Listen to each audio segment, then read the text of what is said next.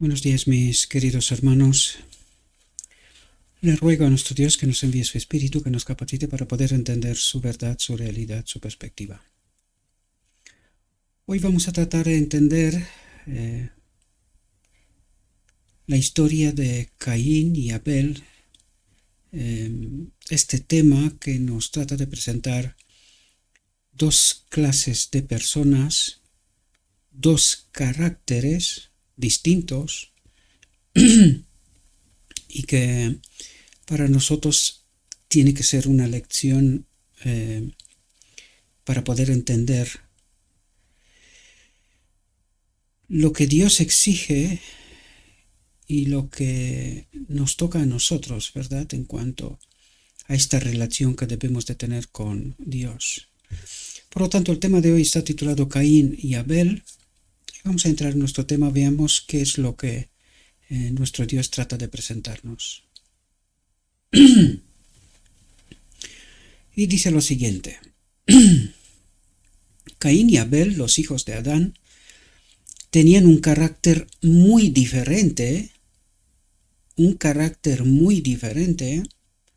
Esto es muy interesante porque necesitamos comprender a través de este carácter que ellos nacen, ¿verdad? Con ese carácter. O sea, no nacen con un carácter, no, nacen con una tendencia, ¿verdad? Y a medida que se van desarrollando, que van creciendo, ¿verdad? Como individuos, como personas, pues van desarrollando un tipo de carácter u otro. Y aquí dice, tenían un carácter muy diferente uno y otro. Sin embargo, la educación y la atención que hayan recibido es la misma, ¿verdad? Adán los trató de igual manera a los dos, Adán y Eva, implícitamente, ¿verdad?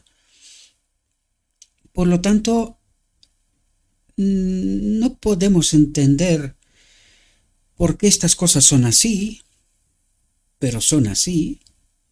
Sin embargo, hay un remedio, ¿verdad? Y precisamente por eso trata de explicarnos que aunque tengamos caracteres distintos, hay un remedio para ello, ¿verdad? Pero necesitamos someternos a la voluntad de Dios. Dice, Abel temía a Dios. Dice, Caín abrigaba sentimientos de rebeldía. ¿Por qué? Exactamente como Lucifer. ¿Por qué? No hay explicación para eso, ¿verdad? Dice, Caín abrigaba sentimientos de rebeldía y murmuraba contra Dios a causa de la maldición pronunciada sobre Adán y porque la tierra estaba maldita por su pecado. Es una cosa extraña, ¿verdad? Porque en realidad Abel recibió la misma educación, ¿verdad? Tenía la misma información y de la misma fuente. ¿Por qué uno rebelde y otro respetuoso? Temor a Dios es reverenciar, adorar, ¿verdad? Respetar a Dios. Dice, esos hermanos habían sido instruidos con respecto a la provisión hecha para la salvación de la raza humana. Se les pidió que llevaran a cabo un sistema de humilde obediencia, mostrando su reverencia a Dios y su fe y dependencia del Redentor prometido, sacrificando los primogénitos del rebaño y presentándolos solemnemente con la sangre como holocausto a Dios. Dice, este sacrificio los llevaría a tener continuamente presente su pecado y el Redentor que vendría, que sería el gran sacrificio por el hombre. Por lo tanto, este sacrificio tenía como rol, como propósito, tener presente el pecado, la separación de Dios y el Redentor que vendría. Dos aspectos tremendamente importantes. Ahora, espero que os podéis dar cuenta que cuando nos está tratando de presentar a nosotros todas esas cuestiones es porque nosotros tenemos que aprender cosas, ¿verdad? Ahora, la pregunta que nosotros tenemos que hacernos es, ¿tenemos nosotros presente que estamos separados de Dios? Este era un aspecto, ¿verdad? Este sacrificio los llevaría a tener continuamente presente su pecado. ¿Cuál pecado? Uno solo pecado, dice. ¿Y cuál es ese pecado? Estar separado de Dios. La separación de Dios, ¿verdad? Y el otro es, y el Redentor que vendría, tener presente que hay una puerta de escape, un Redentor, ¿verdad?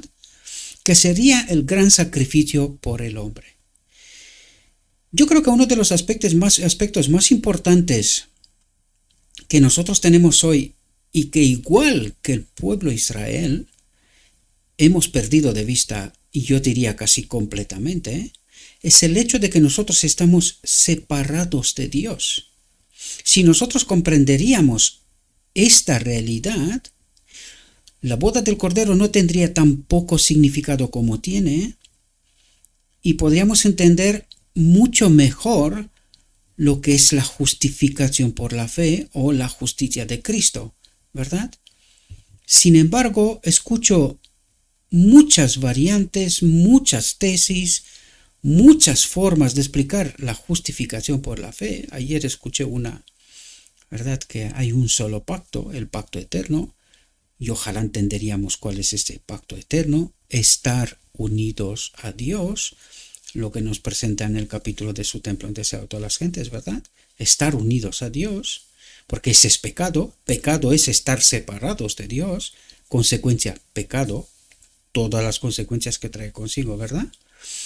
Y creo que este es el gran problema que nosotros, el hombre, tiene. Ha perdido de vista su pecado,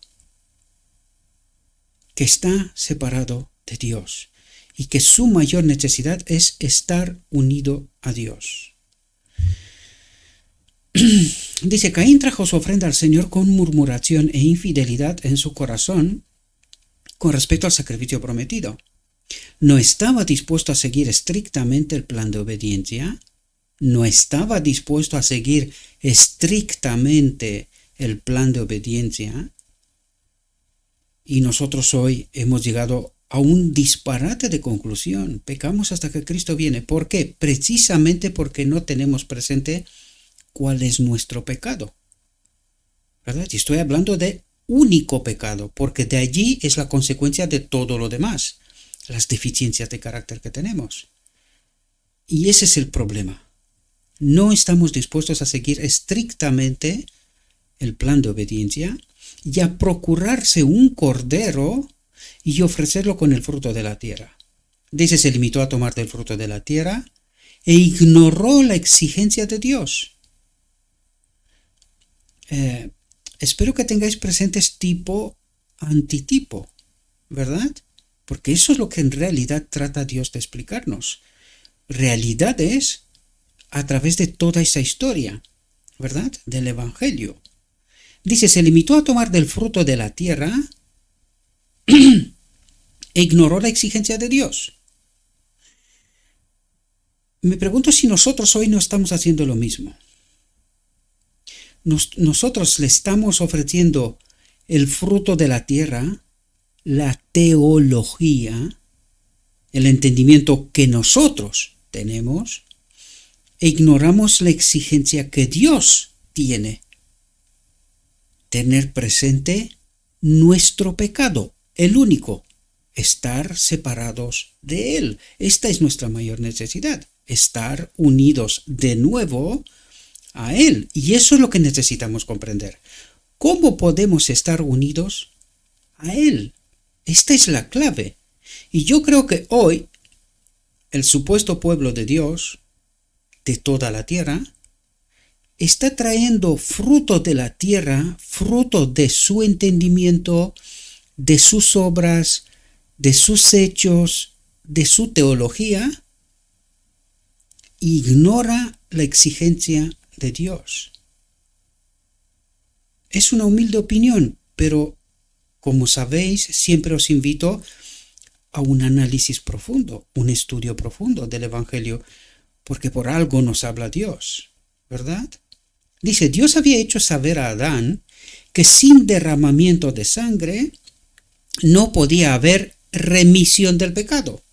Sin derramamiento de sangre no podemos estar unidos de nuevo a Dios. Estamos hablando de un pecado, porque todo lo demás es consecuencia de este pecado, de estar separados de Dios, ¿verdad? Dice, Caín no tuvo la particularidad de traer ni siquiera el mejor de los frutos.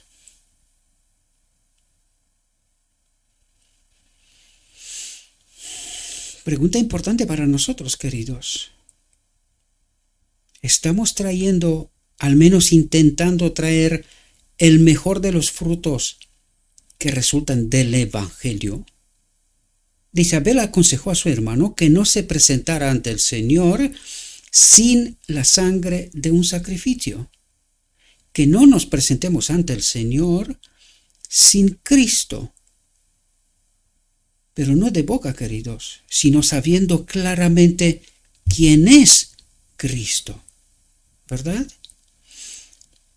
Dice, Caín, siendo el mayor, no quiso escuchar a su hermano, despreció su consejo y con dudas y murmuraciones respecto a la necesidad de las ofrendas ceremoniales, presentó su ofrenda, pero Dios no la aceptó. Y es precisamente lo que va a ocurrir al final del tiempo. ¿Cuál es ese carácter? Porque aquí en toda esa historia en realidad nos habla de dos caracteres, tipos y antitipos, ¿verdad? Dos caracteres. Y ese carácter es importante precisamente al final para acudir a la boda del Cordero. Un carácter que teme a Dios, se somete a sus exigencias, y un otro carácter rebelde que peca hasta que Cristo viene y que espere que Dios lo salve. Que es el mismo juego que hizo Lucifer en el cielo, no queriendo someterse a la voluntad de Dios. Dice, Abel trajo de los primogénitos de su rebaño y de la grasa como Dios había ordenado, y con plena fe en el Mesías que vendría y con humilde reverencia presentó la ofrenda. Dice, Dios respetó su ofrenda, la aceptó, ¿verdad? Dice, una luz resplandece desde el cielo y consume la ofrenda de Abel. Caín no ve ninguna manifestación de que la suya sea aceptada, y aquí yo me pararía, queridos. Caín no ve ninguna manifestación de que la suya sea aceptada. ¿Qué pasó desde la división del reino, pero sobre todo los últimos 400 años antes de la venida del Mesías? ¿Qué pasó? Falta de la manifestación de Dios. Una ofrenda inadmisible para Dios. No la aceptó y no se manifestó. ¿Y a la Odisea? ¿Qué le ocurre a la Odisea? Desde 1888 más concretamente. ¿Dónde está la manifestación de Dios? ¿Dónde ve este pueblo la manifestación de Dios? A partir de 1888 lo único que vemos son advertencias, sobreadvertencias, admonestaciones. Las había antes, pero no con la misma intensidad, no con las mismas advertencias, por decirlo de alguna manera, ¿verdad? Porque a partir de 1888, Cristo, a través de la sierva, advierte y amonesta una y otra vez del camino escogido por este pueblo. Y preguntémonos, ¿dónde vemos nosotros la manifestación de Dios con este pueblo? Es una buena pregunta. Tipos, antitipos, ¿verdad? Caín no ve ninguna manifestación de que la suya sea aceptada. Se enfada con el Señor y con su hermano, Dios se digna enviar un ángel a Caín para conversar con él. Pero ¿por qué se molesta Caín y se enfada tanto con Dios como con su hermano? ¿Por qué? Porque su hermano le está diciendo que tiene que obedecer estrictamente lo que Dios ha dicho y no ser rebelde. Le señala el camino correcto y Caín se enfada con él. Hoy pasa lo mismo, queridos. Yo pensaba que después de la reflexión anterior, que para mí es una reflexión clave, los primeros 4 capítulos de este libro son fundamentales. Pues no. Desgraciadamente no es así. Siempre me hago esta pregunta: ¿por qué no entienden mis hermanos? Más allá de este pequeño grupo fiel, ¿verdad?, que siguen estas reflexiones. ¿Por qué no entienden mis hermanos? ¿Por qué rechazan creer lo escrito está? No logro entender. Lo digo honestamente, no logro entender. Pero precisamente eso trata de explicarnos Dios. 2 caracteres. Unos que se someten estrictamente a la voluntad de Dios y otros que creen obedecer, traen sus ofrendas, ¿verdad? Pero ¿qué ofrendas? ¿De qué tipo? ¿Verdad? Porque Caín trae su ofrenda. ¿Pero qué ofrenda es? Y esto es en realidad lo que está pasando, queridos. En la misma iglesia está todo el mundo, pero no todos serán salvos. Y esa es la gran pregunta: ¿por qué? ¿Por qué algunos se niegan a obedecer a Dios? ¿Por qué se niegan a someterse a Dios? Yo no lo entenderé. Lo he intentado por activa y por pasiva. No logro entender qué está pasando. Esto es la profunda realidad. Se enfada con el Señor y con su hermano. Dios se digna a enviar un ángel a Caín para conversar con él. Y eso es lo que hace Dios.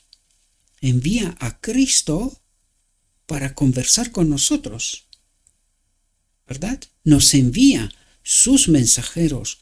Al final del tiempo envían el 4.º ángel, que es Cristo mismo, pero aún así la grandísima mayoría se perderá porque no quieren escuchar, no quieren someterse. Desgraciadamente lo digo. El ángel le pregunta la razón de su enojo y le informa que si hace bien y sigue las indicaciones que Dios le ha dado, lo aceptará y respetará su ofrenda. Pero si no se somete humildemente a las disposiciones de Dios y le cree y obedece, no podrá aceptar su ofrenda. Y nosotros necesitamos entender esta realidad, mis queridos hermanos. Aquí no se trata de lo que presenta el hombre, de que lo que la iglesia institución versus institución dice. Por eso para mí es tremendamente incomprensible. ¿Por qué tanto rechazo? ¿Por qué tanta incomprensión? Cuando Dios habla, os estoy tratando, esa es la parte que yo, es decir, me he esforzado por la gracia de Dios presentaros lo escrito está. Presentarme ante vosotros como si fuera un inútil, leyendo palabra por palabra.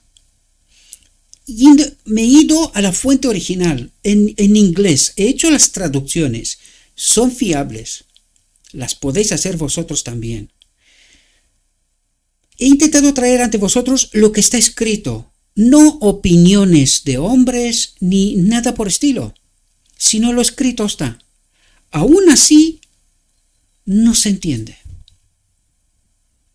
Y hay una pelea que le pasó a Cristo, que lo vimos en reflexiones no tan pasadas. ¿Por qué los apóstoles no comprendían a Cristo? Porque hay una pelea tremenda con lo que dice el hombre, la teología de su momento, los apóstoles, y de lo que estaba hablando Cristo. No lo entendían. Esto mismo está ocurriendo hoy. Creemos saber, pero Dios habla y la gran mayoría no comprenden. Y yo os lo digo honestamente, no logro entender por qué.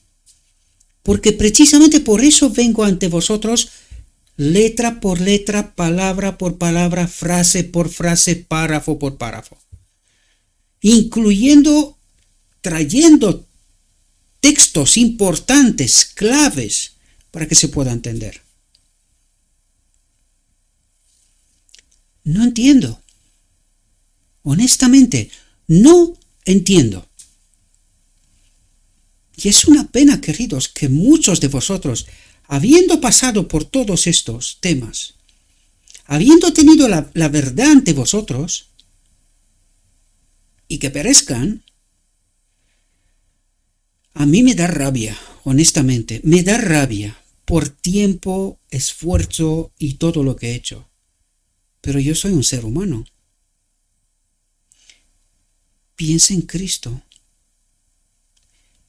Renunció a su propia vida para que tú y yo seamos salvos. Y que apenas un pequeño remanente se salve. A mí me parece tremendo. Ya no contaros del sufrimiento eterno del Padre de quedarse el único de su especie. Que no haya nadie más como Él. ¿Por qué no queremos escuchar? Incomprensible. Pasó con Lucifer. Pasa con Caín. Pasa con nosotros.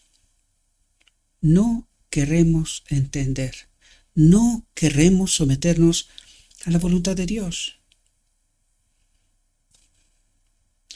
Incomprensible. Esta es la profunda realidad. Incomprensible. Dice, el ángel le dice a Caín que no fue una injusticia por parte de Dios, ni una parcialidad mostrada hacia Abel, sino que fue a su causa de su propio pecado. ¿Cuál es este propio pecado? ¿Cuál es este pecado? Uno solo. Estar separado de Dios. ¿De qué nos está hablando? Del carácter de la rebeldía, de no querer someterse a lo estrictamente dicho por Dios. Este es su único pecado. No querer estar unido a Dios. Y perece, ¿verdad? Sino que fue a causa de su propio pecado y de la desobediencia al mandato expreso de Dios, por lo que no pudo respetar su ofrenda. ¿Cómo iba a respetar Dios otra ofrenda que no sea su Hijo? Porque de eso está hablando aquí. Eso es la lección que ellos tenían que aprender, que había de venir un Redentor y que por su sangre seríamos redimidos. ¿Cómo iba a aceptar otra cosa? Esto viene del carácter de la iniquidad, ¿verdad? Eso es lo que quería el carácter de la iniquidad, que el carácter de Dios no es bueno y que tiene que ser otra cosa. Pues ¿cómo va a aceptar Dios otra ofrenda, otra cosa? Y eso es lo que necesitamos aprender nosotros hoy también, queridos. O nos sometemos estrictamente a lo que nos dice Dios, o traemos una ofrenda, nuestra teología, nuestro entendimiento, que seguimos separados de Dios, pecamos hasta que Cristo viene, porque eso es lo que estamos diciendo en realidad, y que cuando Dios viene nos salvará igual. Esto es el equivalente a no morirás. Dios es amor. Pero no comprendemos. No comprendemos. y que si lo hacía bien, Caín, ¿verdad? Sino que fue a causa de su propio pecado y de la desobediencia al mandato expreso de Dios, por lo que no pudo respetar su ofrenda, y que si lo hacía bien, sería aceptado por Dios. Y su hermano debería... Si aquí hay una lección tremenda, queridos. Lo que Dios está diciendo es que Él está no dispuesto lo siguiente para que seamos salvos, pero que solo hay un camino para ser salvos. O le obedecemos a Él porque Él es amor y justicia, nos quiere salvar, dándolo todo. O sea, lo ha dado todo. Lo único que tenía era a su hijo, lo ha dado, ya no lo tiene, ¿verdad? Y este es el único camino. Y si nosotros no queremos entender esta realidad, Dios no tiene nada más que ofrecer. Pereceremos. Es así de sencillo, ¿verdad? Y que si lo hacía bien sería aceptado por Dios y su hermano debería escucharlo y él debería tomar la delantera porque era el mayor. Era el hermano mayor, ¿verdad? Dice, pero incluso después de haber sido instruido así fielmente, Caín no se arrepintió. La Odisea no se arrepintió. Por eso será necesario un remanente, porque la Odisea trae una ofrenda que no es la que Dios exige y espera.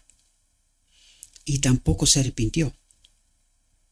Por eso no entendemos hoy lo que significa Cristo, la naturaleza divina, nuestra justicia, nuestra vida, nuestra eternidad, nuestro carácter, el todo. Y no queremos entender, ¿verdad?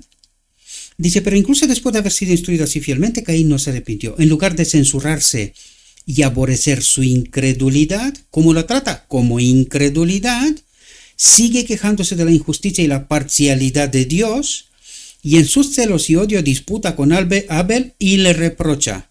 Carácter de la iniquidad, queridos. Estando en la iglesia, en la familia de Adán,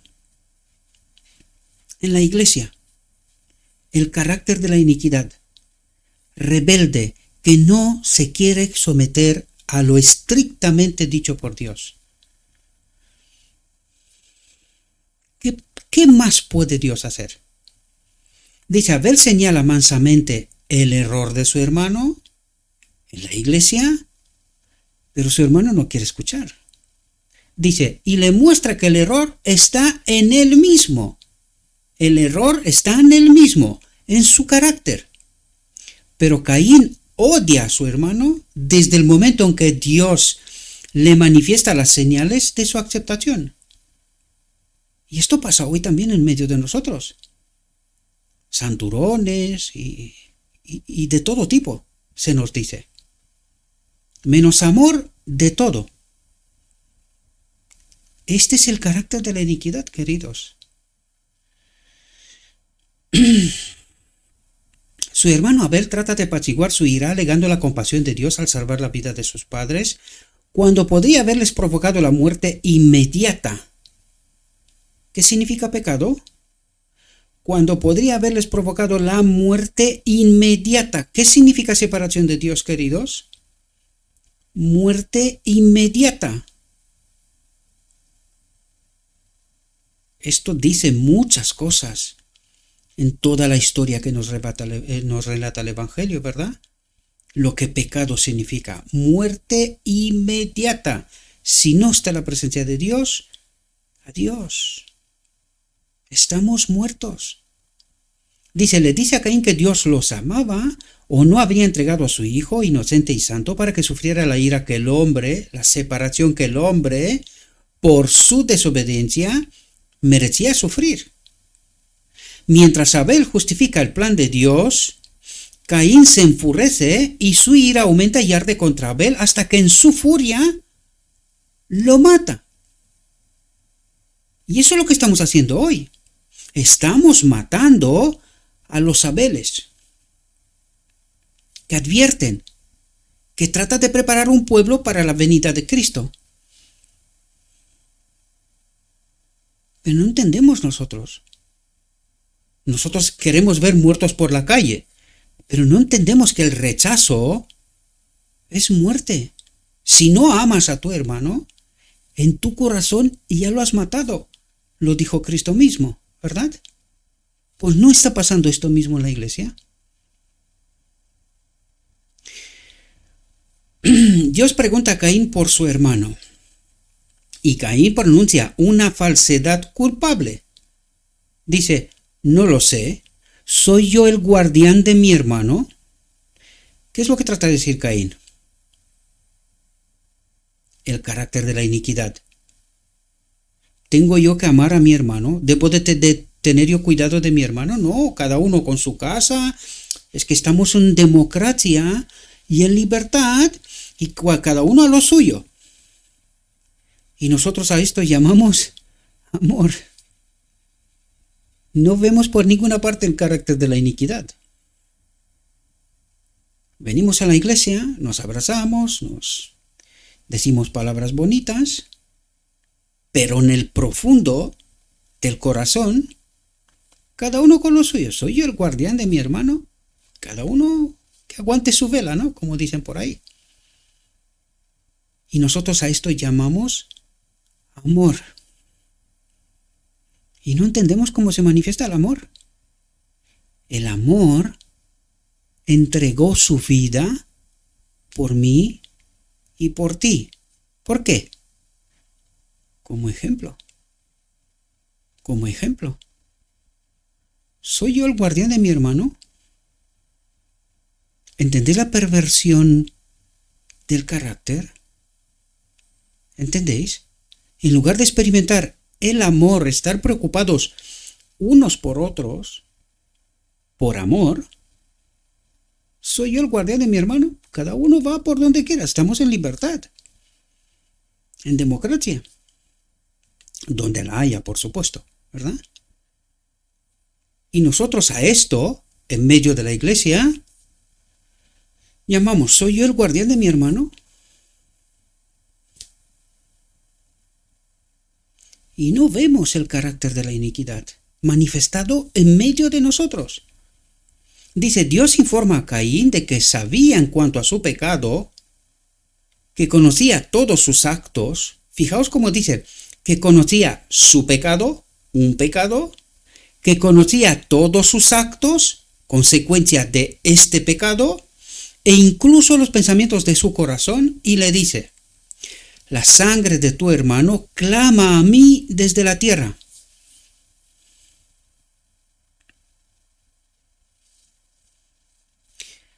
Dios lo sabe todo, queridos. No hay ni un solo pensamiento que no lo sepa Dios y que no esté en la balanza del amor y la justicia, de este carácter semejante a Cristo. En la boda del Cordero tenemos que tener un carácter semejante a Cristo.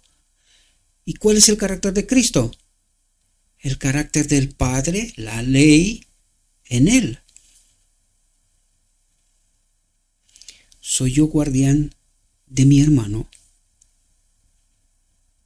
Y queremos entrar en la boda del Cordero, ¿verdad? Dice, y ahora eres maldito por la tierra que ha abierto su boca para recibir la sangre de tu hermano de tu mano. Cuando cultives la tierra, ésta no te cederá en adelante su fuerza. Fugitivo y vagabundo serás en la tierra.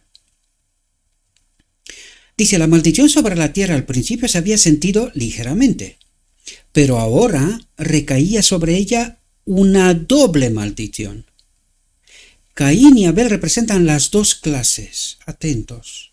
Caín y Abel representan las dos clases, los justos y los malvados, los creyentes y los incrédulos. ¿Dónde están todos esos? En la iglesia. Supuestamente adoradores de Dios, ¿verdad?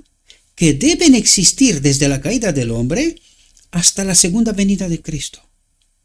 El hecho de que Caín matara a su hermano Abel representa a los malvados que tendrán envidia de los justos y los odiarán porque son mejores que ellos, Tendrán celos de los justos y los perseguirán y matarán, porque su rectitud condena su curso pecaminoso.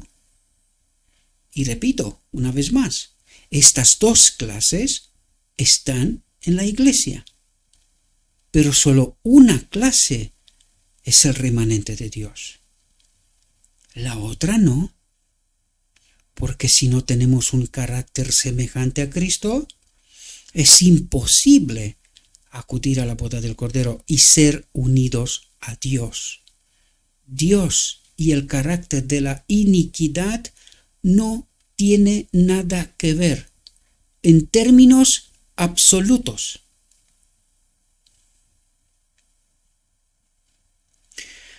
La vida de Adán fue una vida de dolor, humildad y continuo arrepentimiento. Y esta tiene que ser la nuestra, queridos. Esta tiene que ser nuestra experiencia cuando tenemos la experiencia del amor. Dice, mientras enseñaba a sus hijos y nietos el temor del Señor, a menudo se le reprochaba amargamente su pecado, un pecado, uno solo, queridos, que provocó tanta miseria en su posteridad. Cuando dejó el bello Edén, la idea de que debía morir lo estremeció de error. Os pido perdón, estoy tremendamente cansado, tanto intelectualmente como físicamente. Tengo mucho trabajo y no sé por dónde coger las cosas, ¿verdad? Y estoy un tanto cansado, así que si cometo algunos errores os pido perdón, ¿verdad? Pero tenéis el texto delante de vosotros y podéis corregir lo que yo hago mal, aparte que tengo aquí dos bombillas que me pegan los ojos y no siempre veo bien, ¿verdad? Consideraba la muerte como una calamidad espantosa. La primera vez que conoció la terrible realidad de la muerte en la familia humana fue cuando su propio hijo, Caín, mató a su hermano Abel. Algo incomprensible. Creo que este acto tuvo que ser un horror para Adán. Un horror, ¿verdad? Lleno del más amargo remordimiento por su propia transgresión, y privado de su hijo Abel, y viendo a Caín como su asesino, y conociendo la maldición que Dios pronunció sobre él, el corazón de Adán se inclinó con dolor. Es como decir, Señor, quítame la vida, porque esto no hay quien lo aguante. Y os hablo porque yo también he perdido una hija hace muchos años. Y he sufrido mucho después de aquello. Y me imagino, tengo alguna idea de lo que Adán sentía.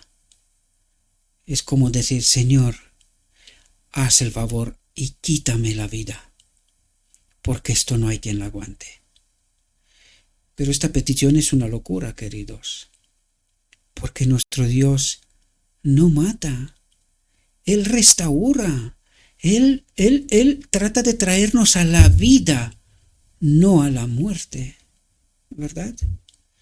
Estas son las consecuencias de estar separados de Dios, el pecado, el único pecado.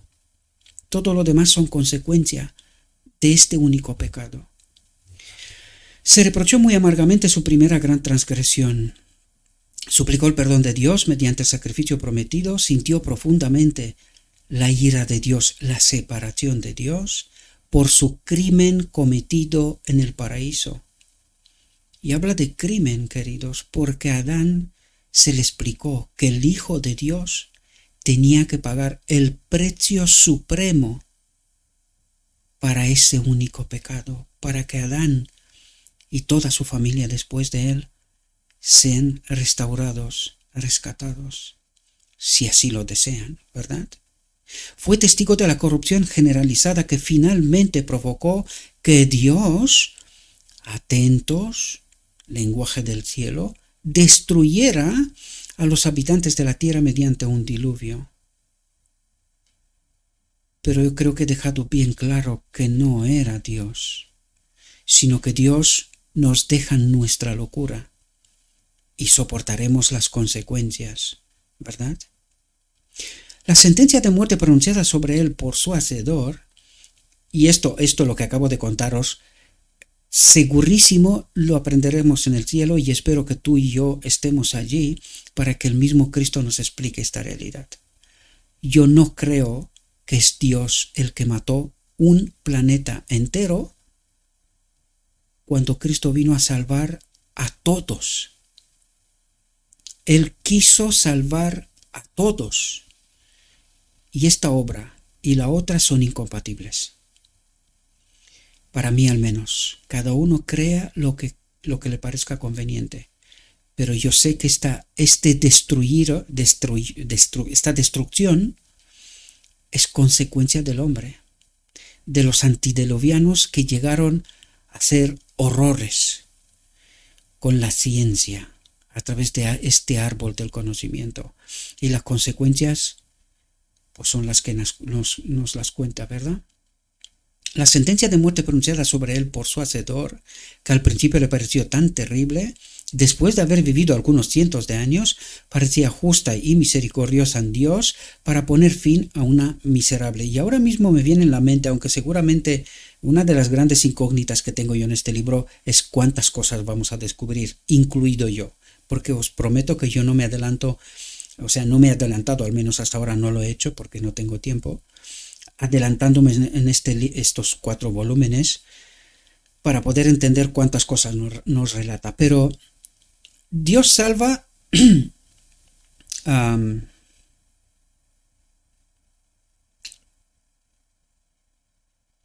Noé. No me venía su nombre. ¿Y con qué era Noé mejor? ¿Qué es lo que pasa después del diluvio? Tenemos el relato bíblico, ¿verdad? ¿Qué pasa con Noé después del diluvio? ¿Cómo de mejor era frente a los demás? Solo le salva a él y a su familia. Noé se salva por una sola razón: que se pega a Dios, le obedece. Esta es la única razón. Pero Noé no creo que era mucho mejor que los de su tiempo. Entonces, para mí, es injustificado que Dios mate todo el planeta y que salve a Noé, que después del diluvio vuelve a ser lo que el Evangelio nos relata. ¿Con qué era mejor Noé? Por eso digo, tenemos que pensar y profundizar, ¿verdad? Para que podamos entender cuando dice Dios destruyera. ¿Dios destruyera? ¿Esta es su obra? De ninguna manera, queridos, de ninguna manera. La sentencia de muerte pronunciada sobre él por su hacedor, que al principio le pareció tan terrible, después de haber vivido algunos cientos de años, parecía justa y misericordiosa en Dios para poner fin a una vida miserable. Cuando Adán presenció los primeros signos de decadencia de la naturaleza en la caída de las hojas y en la caída de las flores, dice, se lamentó más profundamente de lo que los hombres lloran ahora por sus muertos. Por eso digo yo que Abel, el hijo obediente, esté muerto en la tierra y Caín, su asesino, esté con vida. Y Adán aguantando toda esta realidad. Esto es un horror, queridos. Es un horror. Habiendo conocido el Edén, lo que Dios había hecho para ellos. Dice, las flores caídas no eran una causa tan profunda de dolor, porque eran más tiernas y delicadas, pero el hecho de que los árboles altos, nobles y robustos se desprendieran de sus hojas y se deterioraran, presentaba ante él la disolución general de la hermosa naturaleza que Dios había creado para el beneficio especial del hombre. A sus hijos y a los hijos de estos, hasta la 9ª generación, les describió las perfecciones de su hogar en Edén y también su caída y sus terribles resultados y la carga de dolor que les supuso la ruptura de su familia, que terminó con la muerte de Abel. Les relató los sufrimientos por los que Dios le había hecho pasar para enseñarle la necesidad de adherirse estrictamente a su ley. ¿Y cómo es que en Sinaí no entienden nada? Adán durante 9 generaciones, les explicó a sus hijos, a sus nietos, ¿verdad? A toda la familia de la humanidad después de él. Sin embargo, cuando llegan al Sinaí, no entienden la necesidad de adherirse estrictamente a su ley, a su carácter. Porque de eso trata de explicarnos, ¿verdad? Les declaró que el pecado sería castigado en cualquier forma que existiera. Y yo no lo sé cómo la Odisea llegó a estas conclusiones. Lo que más me espanta todavía es que esto lo promueven los doctores en teología. Esto me espanta. Que uno que es ignorante, que pues no entiende, acepte que se le diga esto y que lo acepte sin más, bueno. Pero doctores en teología, que supuestamente tienen capacidad de estudio, de entender, y que digan que pecamos hasta que Cristo viene porque no hay solución. La pregunta que deberíamos de hacernos aquí es, ¿de qué evangelio estudian? ¿Están al tanto de la última advertencia? Porque si es doctor en la ley, quiere decir que no hay nada que se le haya escapado, que se las sabe todas. Y mi pregunta es, ¿la última advertencia se la conoce? ¿Y cómo peca hasta que Cristo viene y pretende ser salvo? Y presenta esta mentira, este engaño al pueblo de Dios. Y el pueblo de Dios a su vez lo asume. Esto para mí se me están poniendo los pelos de punta, honestamente. Esto es un genocidio espiritual. Y esto revela la cantidad de ignorancia y de ignorantes que hay en este pueblo. Que lo escrito tal les importa poco. Si el doctor de la ley dice lo que dice, es que le está pasando lo mismo que al Israel de antaño, ¿verdad? Esto es la verdad. Y viene la verdad, les proclama la verdad y lo matan. 2 caracteres, carácter de la iniquidad y el carácter del amor. Incomprensible, honestamente, incomprensible. Les declaró que el pecado sería castigado en cualquier forma que existiera. Porque si profundizas un poco, ¿qué es pecado? Estar separado de Dios. ¿Hay alguna forma de vivir sin tener la vida? No, pues eso no se está hablando. Les declaró que el pecado, separados de Dios, será castigado, tendrá como consecuencia, en cualquier forma que existiera, la muerte.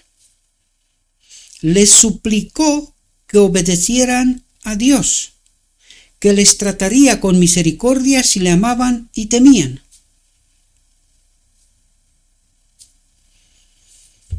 Pero nos engañó el enemigo de nuevo, ¿verdad? Nos volvió a engañar. Los ángeles se comunicaron con Adán después de su caída y le informaron del plan de salvación y de que la raza humana no estaba más allá de la redención. Aunque se había producido una terrible separación entre Dios,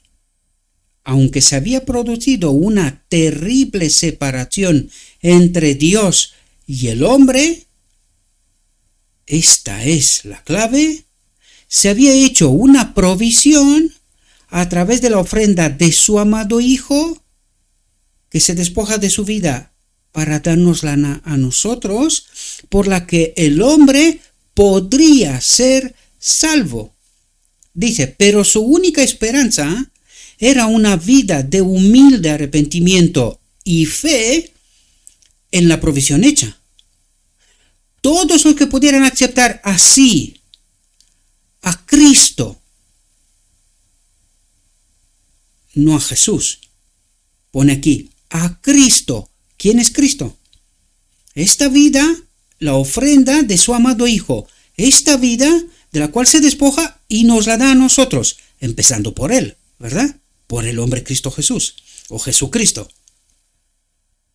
Todos los que pudieran aceptar así a Cristo como su único Salvador, volverían a ser favorecidos por Dios.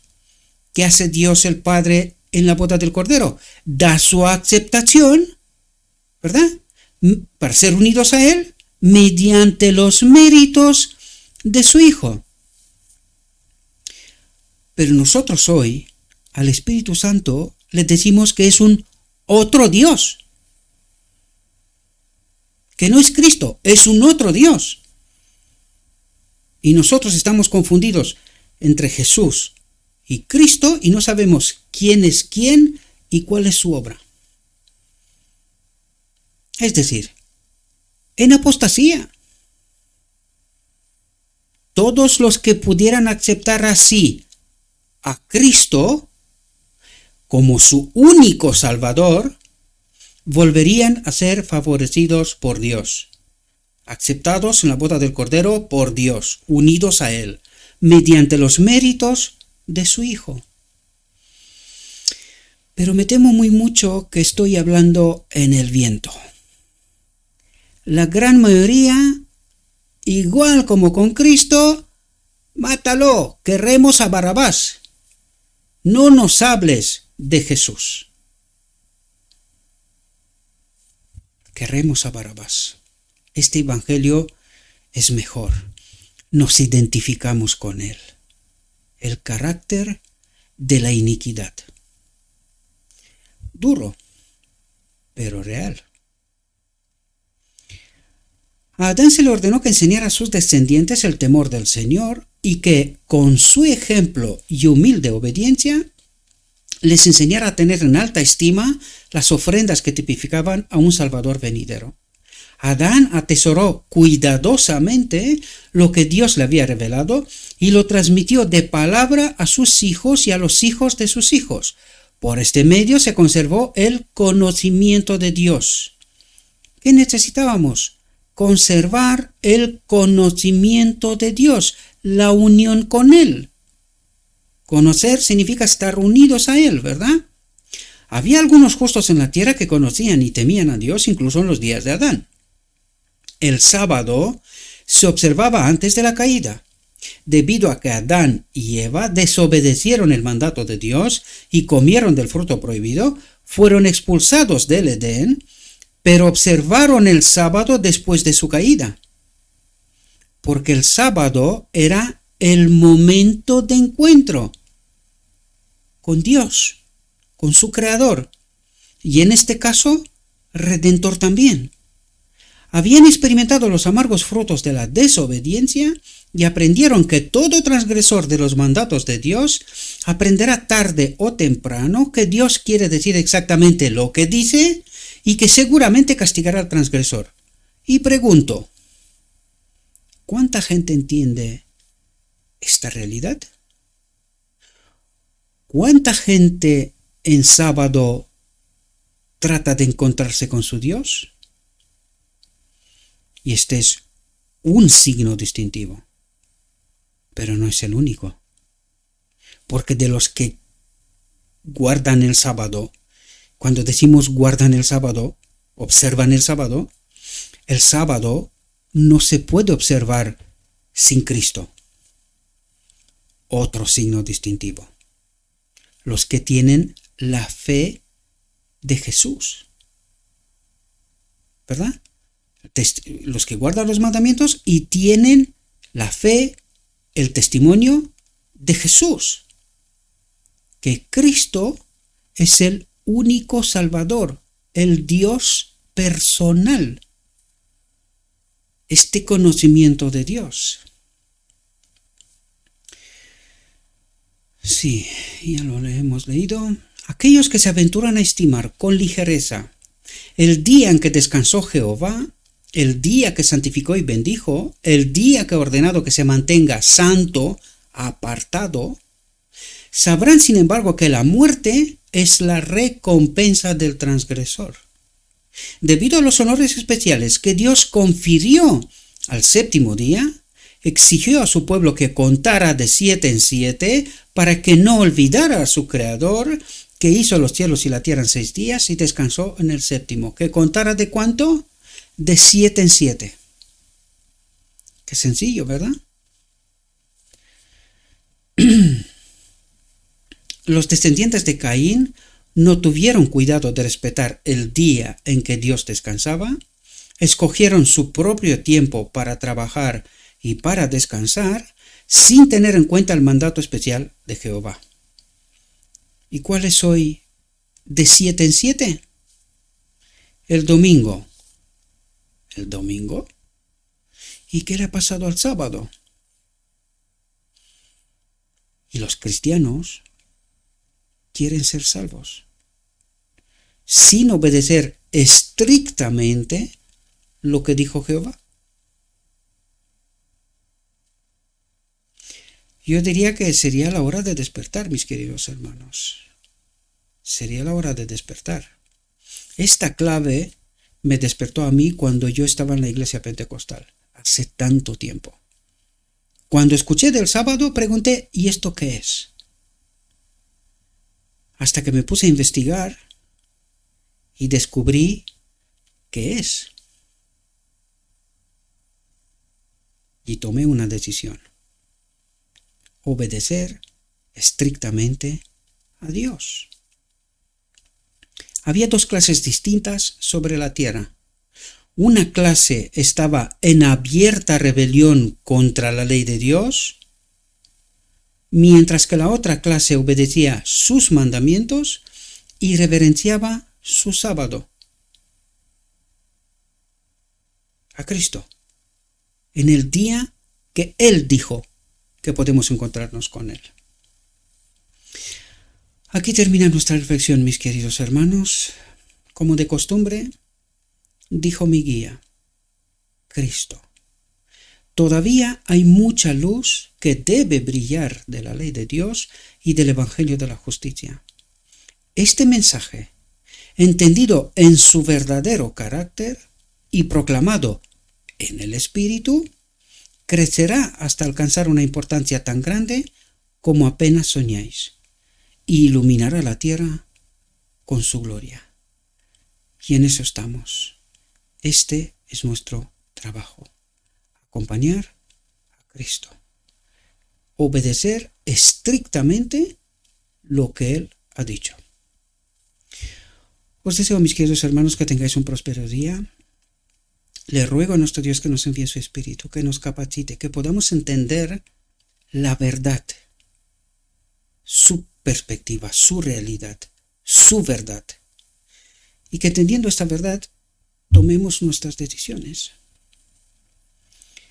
que acompañemos a Cristo, que proclamemos esta verdad y no otras. Os deseo, mis queridos hermanos, que tengáis un próspero día, y en todo lo que os he dicho, os lo he dicho en nombre de Cristo Jesús. Amén.